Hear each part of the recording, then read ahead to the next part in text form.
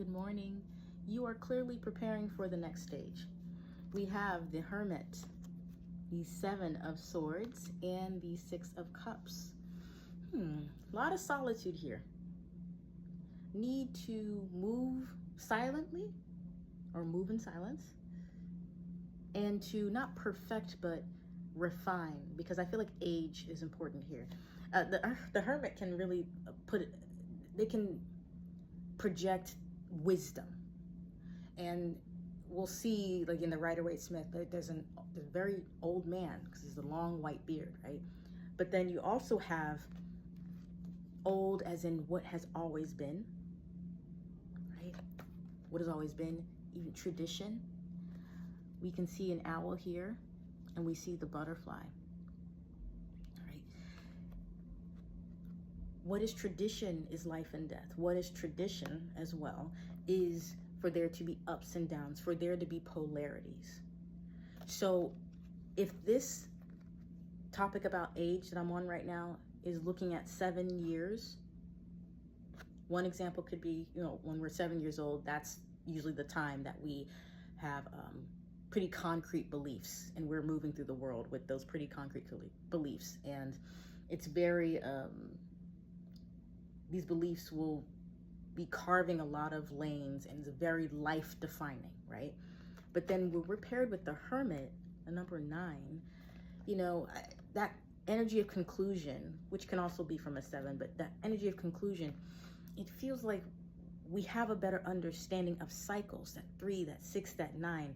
And we've probably reached a point to where we are in a season of life where we are wise enough to know that we're also allowed to experience polarity with our past.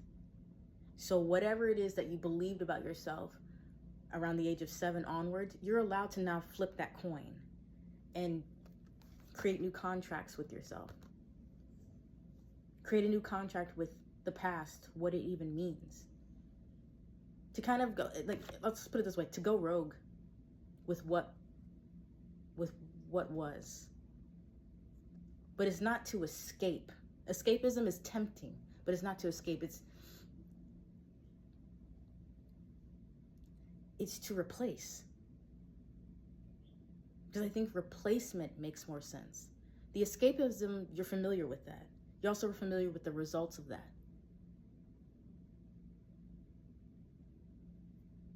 Replacement. Is there something called a replacement theory? Because I just heard that. Replacement theory.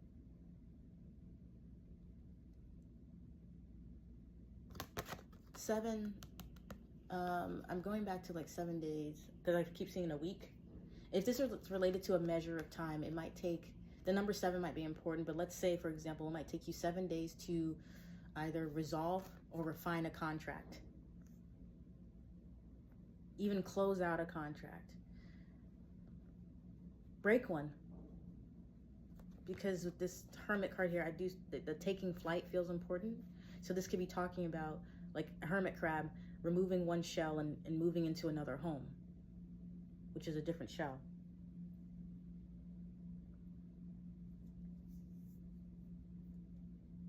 Seven is important when it comes to conception and birth, and it's more around an idea. So it could take you 7 or within 7 days, maybe 7 months too, or maybe 7 years. Again, a measure of time related to the number 7. Somebody got to tell me why I keep emphasizing this number, okay?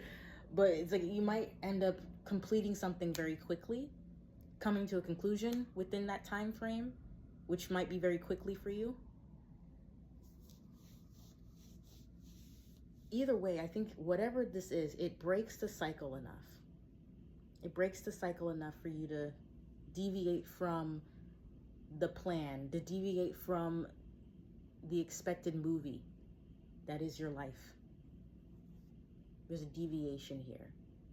And I feel like it's a positive one, a positive deviation, because it's breaking you away from comforts that you may not have realized were anchoring you when you were trying to, let your ship sail.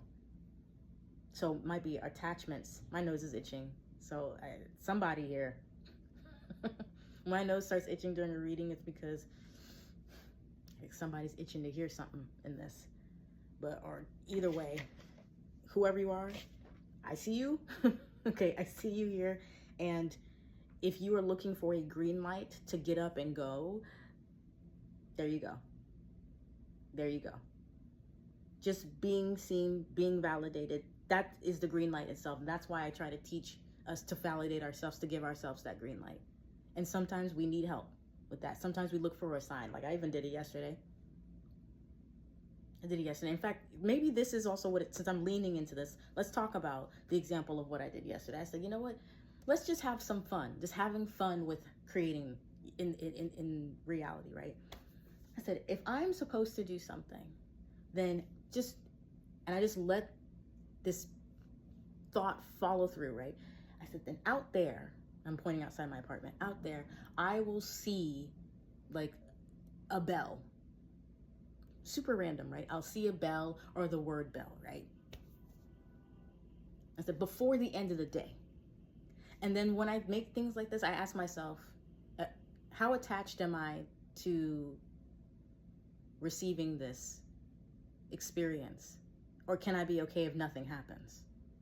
And if I'm okay with nothing happening, I'm just like, okay, that's the point. The point is we're supposed to be here deciding what we want, refining our experience, right? Going rogue from what is typical, and then just having fun, being more playful with the contracts that we're making, right? Being more playful with those contracts that we're making. You know what ended up happening? Ding, ding, ding, ding, ding. I forgot sound, which is wild for me. I totally forgot sound, considering that clairaudience is my thing. Sound. You know how many bells I hear on a daily basis? Meanwhile, I didn't even...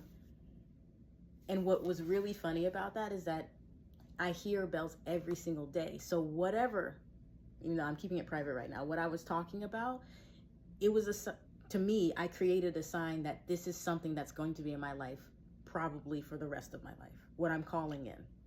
Because I will hear those bells every day because I live next to transportation that rings a bell. So I bring that up because it's like, it seems silly and seem like, well, that would be an obvious duh, but it's more like, just go with the flow with what's happening, what's being called of you, what you're being asked to look at, or what you're being asked to play with, or what you really want to play with when it comes to your own imagination. Again, that putting an emphasis on going rogue from old beliefs that won't even let you play, removing yourself or renewing or refining contracts when it comes to freedom, being able to stretch, maybe even being able to exercise your own wisdom and your ability to take flight, your ability to navigate and to move around, maybe even free will, independence.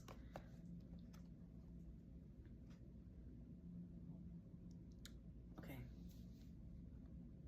This is a very warm energy, and there's a lot of love that can be exuding from the Six of Cups, especially with the contracts in the past. What some of you may realize around this time is that in order for you,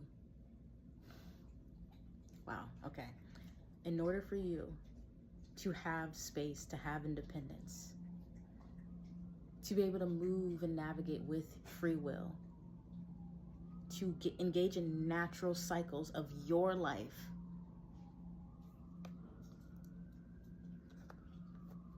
you have to understand, or you're now moving with this understanding within you that you don't owe anybody.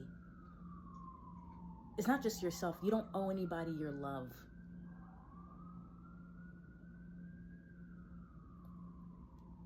To me, if those sirens are standing out to you, it could be alarming to hear something like that. It might feel a little shocking, because I can see why it might be like, you don't owe anybody your love. I mean, kind of just sit with that for a moment. What does it look like for you to owe people your love? What was this contract? What was this contract that made you move through the world owing people your love? Hiding the main parts of yourself, except the fact that you can move for other people. That was your cycle. Not even visible all the time. How did you eclipse yourself? How did you express yourself?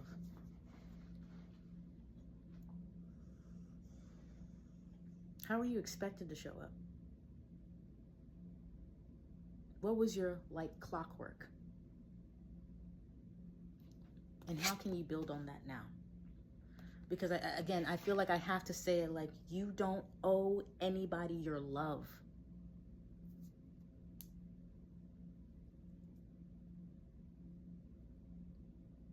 I'm definitely talking to people who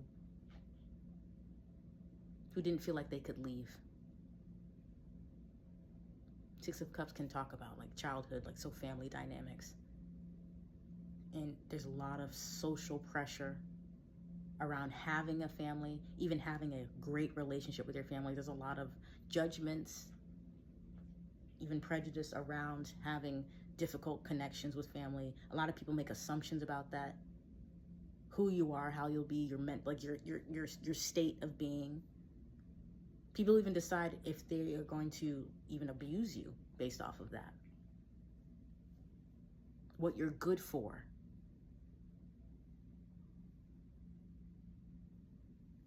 And if that story feels close to home, I can understand why hermit mode feels more comfortable.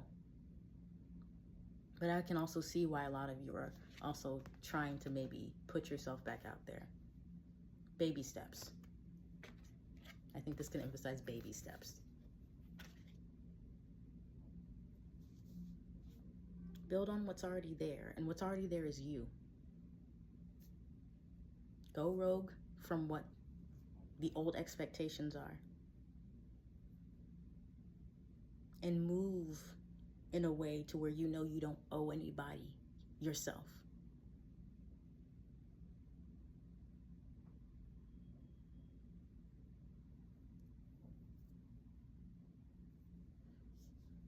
And let me say this. Whatever happened in the past that made you feel what you're saying about yourself, that made you feel like you needed to disappear more than appear, or hide parts of yourself away, even maybe specific body parts. Okay, I heard it's gone now. And I'm not going to muddle the message. That's what I heard. It's gone now. I don't know what it is, but it's gone now. Okay? And I'm actually going to end the reading here because I feel like I'm supposed to stop there. And it's because they can do the rest of the work. All right? So I'm going to listen to that. So with that, again, thank you so much for joining me for today's reading. I intend that this was helpful. I hope that you felt like you could give yourself more permission, that if you're trying to be more seen, that's okay. Baby steps, right? But if you're trying to also remove yourself, that's also okay, because you don't owe anybody anything. Just stay with that for a while. Maybe spend a week, 7 days, playing around with that understanding, sitting with it. Let that energy fester in you of not having to owe people anything, and see how you navigate. See how you start engaging in that energetic exchange now. When you don't owe all the time, what remains for when it is time to give? This is about observing yourself. And know that doesn't make you an egomaniac. It makes you smart, because that's self-reflection.